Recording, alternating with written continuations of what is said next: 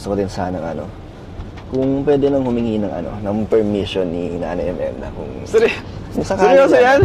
kung sakaling Bihira. liligawan ko si Joy, Grabe. kung papayag si Nanay. So, eto na. Hindi nga, seryoso? Oo naman. Hindi ka ng permission. Oo, tama mo ah. Kasama ko kayo eh, nakakalakas loob mo eh. Sige. Bihira. Sa Maulan ng panliligaw mo, unang panliligaw, maulan.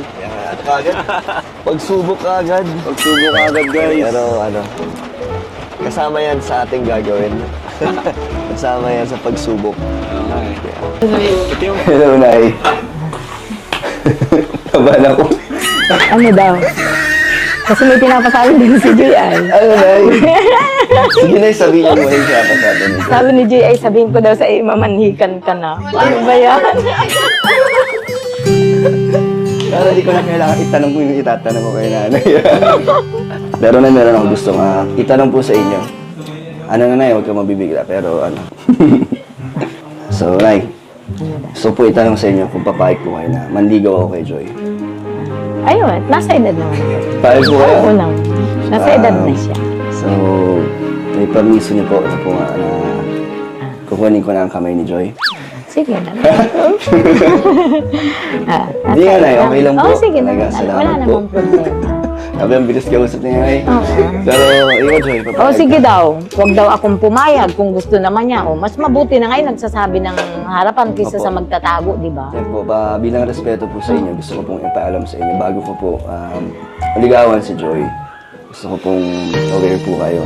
So, Joy, Kaya lang, ligaw lang muna. Gusto ko makatapos muna ng pag-aaral. okay naman. Tayo, okay lang. 4 na taon ako manliligaw kay Joy. Oo nga, 4 na taon hanggang makatapos siya. Kasi minsan naisip ko na pag niyayaya ko si Joy lumabas, parang na rin, parang date na. Kaya gusto kong ipaalam po sa inyo. Na-chat siya sa akin. Na ano po? Sabi niya, ma, malabas kami, ma. Napaalaman siya sa akin. Napaalaman. So at least ngayon po, alam niyo na po, di ba? Nagpapaalaman niya sa akin. Ano po sinasabi niyo na ito? Sabi niya, wala. Pag sabi niya sa akin, ma, malabas kami. Sabi ko, saan ka na naman mapunta? Di ko maalam, makain ata kami. Nagpapaalam naman yan sa akin. Huwag mo lang sasaktan. May chat na ba Sabihan mo si lang. Joy na nasaktan ko siya? Wala pa naman. Wala pa naman. Wala pa rin. Huwag po kayo mag-alala. Hindi niya po yun mararanasan. Napaalaman niya sa akin. Sabi niyo, mama, sabihin mo, nangunay ka na si Kuya Dan. Yun na, mamani ka na daw ay. Tapos muna ng pag-aaral. Huwag po kayo mag-alala na nasa po. Tamang direction po si Joy. Saka ingatan mo siya kasi ngayon lang bagay nakaranas ng ganyan. Ano pong nararanasan ni Joy? Wala pa.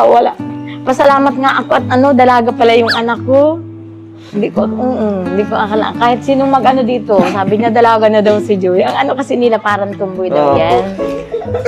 Kasi yun talagang sa kanila dito. May sinasabihan, may anong baka daw nanliligaw ay sa babae. Wala kang manliligaw. Kaya dalaga na pala yung anak ko, nanliligaw na. Para sa akin, Joy, pag mahal niyo isa't isa, di ba? Kahit ano pa yan, kahit anong pagsubok, ano pa yan, mga dumating sa atin, kaya natin lalagpasan, kaya natin matawid o ipaglaban yung nararamdaman natin sa isa't isa. Yun yung para sa akin. Basta ako, decidido naman ako. Pero Joy, naman sa akin? Hindi kita minamadali tulad ng sabi ko kay mama mo. Lang tayo, tulad ng motto natin sa love team natin. Ano nga ulit yung natin, Joy? Yung hashtag natin, yung Danger, walang iwanan. O, di ba? Kabisado mo pa. Sabay pa tayo. So, intindihan kita, Joy, kung ano yung pumipigil sa'yo. Nirespeto ko naman yan. Kaya, ikaw, kung kailan ka magkakaroon ng sagot sa tanong ko, antayin ko na lang. Thank you po sa pag-intindi at paghintay. Oo naman, always naman. Ready ako na mag-antay at intindihin ka.